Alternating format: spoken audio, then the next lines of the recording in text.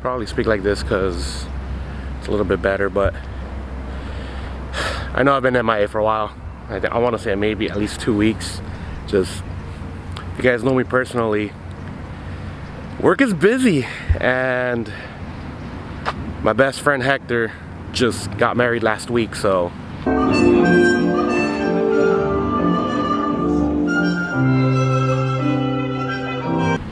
congratulations to the Estrella family.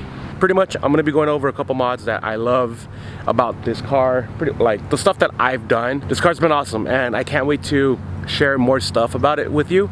But let's go on with the video. To start off, I do have, obviously this car has been, there's a lot of stuff done to this car, you know, performance wise, cosmetic wise, and everything else in between. But when it comes to my favorite mods, to where if I were to ever get another Civic coupe, for some reason, a 10th gen, these are probably the mods I would do first. One of my favorite mods that I like doing when it comes to, I guess you can say, any car, is a license plate relocator. I love it when the license plate is not dead center on the car.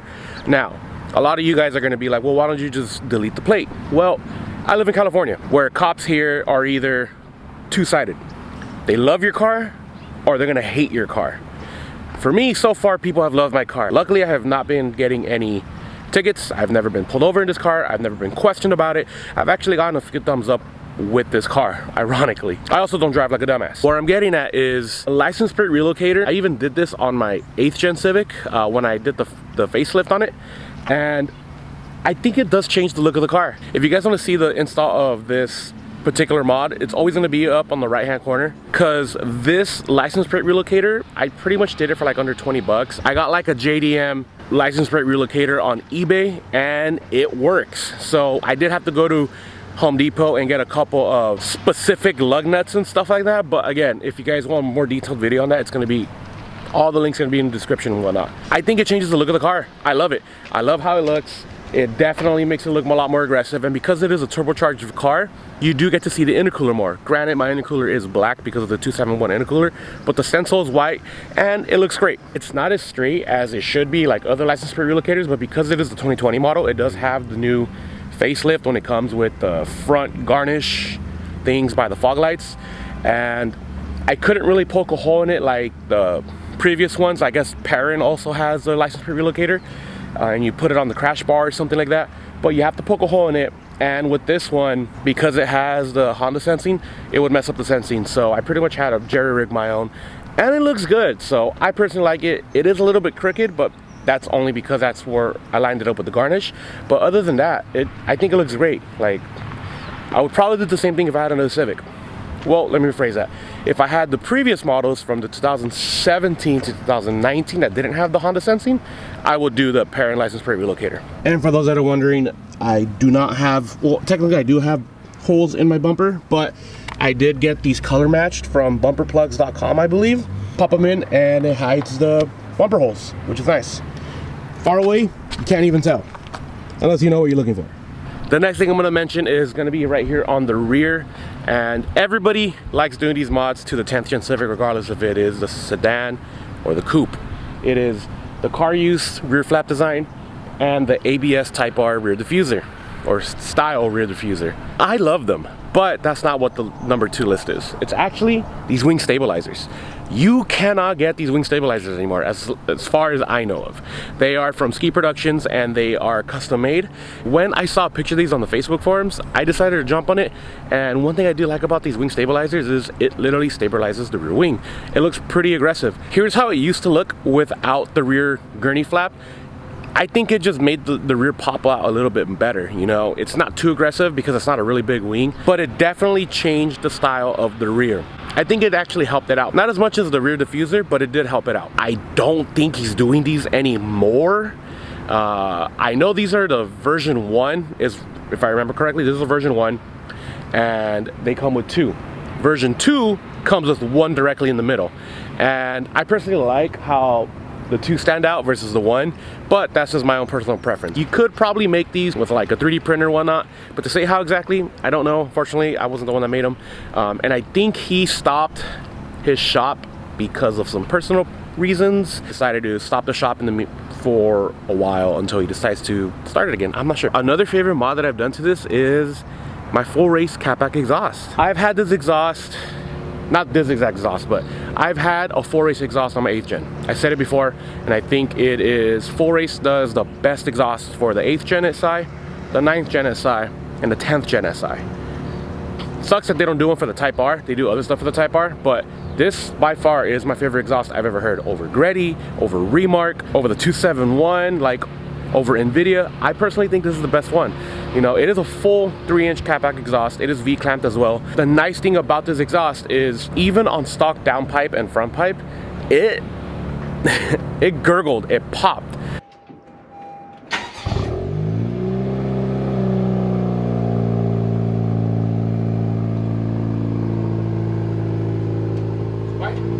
It's pretty quiet.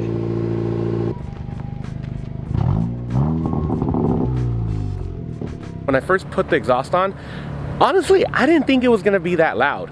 When I did the first cold start, I was like, okay, that's definitely better than stock. But then it wasn't until I started getting on it, and every time I happened to do a red line pull, it just you know, I don't know how to explain it, but I really do dig this exhaust. I would probably get this exhaust again if I had a sedan. You know, I always recommended this exhaust for anybody that is asking me what exhaust do I have in mind. Now, here's the thing though, it is pretty pricey. The exhaust from their website is like $975, give or take. I didn't buy it from the website. I bought it from like Sakio Speed or another website. Pretty much I always bought it from a different distributor, and it was almost always $100 off when I was looking for it. Granted, I did buy it on like Black Friday, like 2 years ago, maybe a year ago, 2 years ago. So it definitely was a lot cheaper than it should have. Now, because I do have the Rv6 Catted Downpipe and the Rv6 Frontpipe, this thing is loud. Like whenever I do a wide open throttle pull, whenever I'm on the freeway, it is loud. Remember, it is a full 3-inch exhaust. So a lot of people will say that it is very loud. If you're not planning on going, let me rephrase that. If you hate the drone, you're not gonna like the exhaust. I personally don't mind it, only because I prefer how it sounds versus quiet, you know what I mean? I could also get something a little bit like smaller, like a Borla, or I guess MA Performance has like the street versions of it, but even so, it still resonated. It sounds good in the right areas. To me, I don't think it sounds raspy at all, even with the downpipe. I will also add this, I prefer the 2-tip over the 3 and the 4, especially on the coupe. I feel like 4 is just way too much, you know. On the coupe, I think 2 is awesome, and then on the sedan, honestly, and the hatchback, because of the Type R, I do like how a 3-tip exhaust looks on these cars. Just not on the coupe. I love how it looks like this on the coupe. The next thing on the list, it is gonna be at the front of the car again, and I'm sure you guys have already seen why I like the front end of this car a lot. It's because of my Type R hood. Now, I have an OEM Type R hood. Yes, OEM. It fits. It is the same dimensions when you put it on the car. So what you have to do is relocate the latch and it will fit. I know that this white is not the same as the Type R white, so I had to get this color matched. So this actually matches the color of my car. Can't remember the actual name of it, but it's like something pearl, platinum pearl, or whatever it's called. It actually is the same one. It still has the same flakes as it does as the OEM hood. I also do have a carbon fiber hood scoop. I got that from Synth Carbon. Shout out to Synth Carbon. They sponsored it and gave it to me, and it was amazing. So I think it definitely did change the front look of the car. I bought this locally. I got lucky. All I did was post it on my Instagram, and I looked everywhere, on OfferUp, on Facebook Marketplace, Craigslist, eBay, and I'm gonna tell you guys something right now. Buy it locally. If you are trying to buy it brand new, like let's say off of eBay, you're gonna pay like $400 on a freight shipping, whatever you want to call it. That was my quote. I was probably gonna pay about 1,200 bucks for an OEM hood without the scoop and without the underlay tray that helps the water run through, you know what I mean? So I bought this locally. I bought this for about $450. It was already in championship white, so that was a win-win for me. So when I painted this, I only got this painted on the outside. The inside of it is championship white, but no, I don't care about that. You can't even tell. I believe the only ones you will not have to color match is the red one, the blue one, and the Sonic Gray. Oh, and the black one. Those are the 4 colors right that you will not have to color match because they come in that color. I mean, obviously if you have the hatch, Sonic Gray Pearl would match. But if you have it in red, black, or blue, the color is the same. Looking underneath the hood, see what I mean? So latch is relocated and it is championship white underneath it. You can definitely see that it's like off-white. Another thing that you will have to relocate is the rain washer fluid tubes, whatever you want to call it. The ones from your SI will fit on this. You just have to plant them all in and run them in. You also will need new washers. Fluid washers for the Type R hood are not the same as the SI hood, so you'll just need to buy some locally at a dealership or online, wherever you prefer. Now the last mod that we're going to talk about is actually going to be under the hood, because you can't tell that it has this mod, and it is actually my PRL Flex Fuel Kit. I love that this single mod, well, yeah, this single mod changed the entire characteristic of the car. It's not the same 15 psi from stock, and it's definitely not the same 19, 21, like 24 psi after tuned. You do have to get this tuned. Right now I am using the Phereable 2.5 tune, and from the get-go, this was probably my favorite mod I've ever done to the car by far. Obviously I am still on stock turbo, but that's going to be changing, and I'm going to explain why I haven't done it yet. But sticking to this, all you need to make sure is you are tuned, and I am running about E30 mix. I personally don't know how much power I'm making, but I did get the car dynoed on 91, and I was making 240 horsepower wheel horsepower, so 240 wheel and like 300 foot-pounds of torque.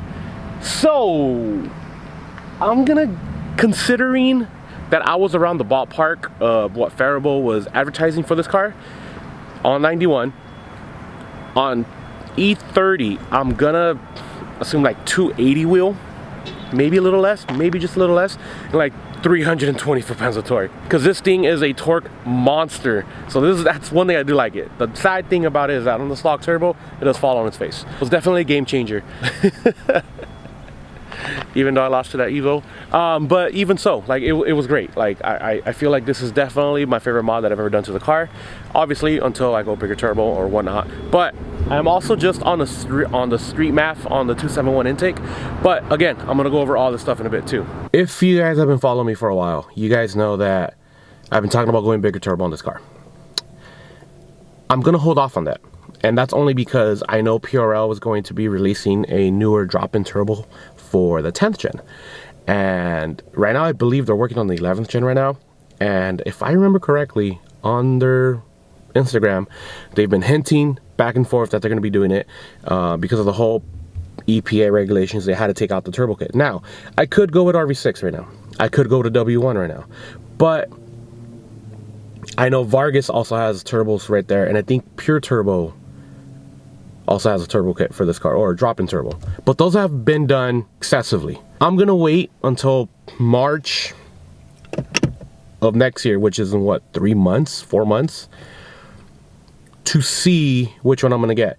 I already made up my mind. If for some reason PRL decides to hold off a little bit longer on it, I'm gonna go with the Rv6 turbo. I already told myself I'm gonna go with the Rv6 turbo, or if I have the money for it, which is what, another extra 600 bucks, go with the ball bearing version of it, which Rv6 turbo does have it. I think it's like the 365 R red. I can't remember the actual name for it. And then the 271 ball bearing turbo, I might go with that too. I don't know. So it just depends. In the meantime, I'm going to be going with a custom tune from Derek Robinson. I already made up my mind. With this E30, it's probably best to do a custom tune instead of running an off-the-shelf tune. No offense on any off-the-shelf tunes out there, but a custom tune is always recommended. Why I haven't done that yet is because I was waiting on the race math to come in. And I know a lot of people are going to say you don't need a race math on this car. The SI stock math is good enough. Yes, but me, I want to do it because it's my car. So I actually already got the race math for the SI, and I also got a 2.7 inlet piping for this car. Now, let me explain. I bought the 271 inlet piping on Black Friday from 271 for like I want to say $260, $280 around it, they're shipped because of a blemish that it had and because of the discount they were offering. I think it got it at like 15 or 20% off. I can't remember, but it wasn't the full price. I think the full price is what, like $360 around right there. So I pretty much got like 60, 70 bucks off. That was like a no-brainer for me. I was like, you know what, I'm gonna do it. I might as well have it. Let's just have it ready. I wasn't planning on putting it on until I decided to go bigger turbo, but fuck it, let's go ahead and do it soon. I also have a new lip for the car. The lip is in the house. I have not put it on yet. I haven't even announced what kind it is. Only because I don't know how it's gonna look. If I like how it looks, I'll obviously release the video. But if I don't like how it looks, then I might just stay off of it and put this one back on and just like paint this one and like fix it, and you know what I mean? Before doing any major purchases, like obviously the tune, I'd rather just get a custom tune to have the peace of mind. For tax purposes, I'm gonna wait till January because it would be smarter for me. Considering how the last video did, I need to be careful with what I spend and how I spend it and start thinking about taxes because this is gonna be fun, at least this year. I got the new inlet that I'm gonna be installing. I just need to find time to do it. I'm gonna hit up Emmanuel and see when he has time and when I have time. Hopefully I can do it next week, maybe the week after, I'm not sure. Now that Hector's wedding passed, on my days off, I can finally start doing stuff. And that's kind of why I haven't really been doing anything the last 2 weeks, is because work's been busy. Working in the food and beverage industry and the hospitality industry, you pretty much don't have a lot of free time during the holidays. You know, ever since Thanksgiving happened, I've just been working. I'm not going to say every day, but also Hector's wedding was right after the week after Thanksgiving. And on my days off, I was helping them do stuff. You know, we were making sure the wedding was good. But anyways, guys, before I end today's video, I also do want to thank you guys for everything. 25,000 subscribers. Awesome. That's great. And I know the last video had a huge part of it, but I just want to say for everybody that stuck around, thank you. And for everybody that is new to the channel, welcome. We got a lot of stuff to do to this car, and we will do it as time comes. If you guys have not hit that notification bell, hit the notification bell. It helps me out. That way you guys can see when I drop. If you guys are new to the channel, subscribe. And again, welcome. But hopefully that helps out, and I just need to get a video out for you guys. That way you guys don't think that I forgot. Again, it's just thank you. Thank you for everything. And I will see you guys in another one. You guys have a good day. Peace.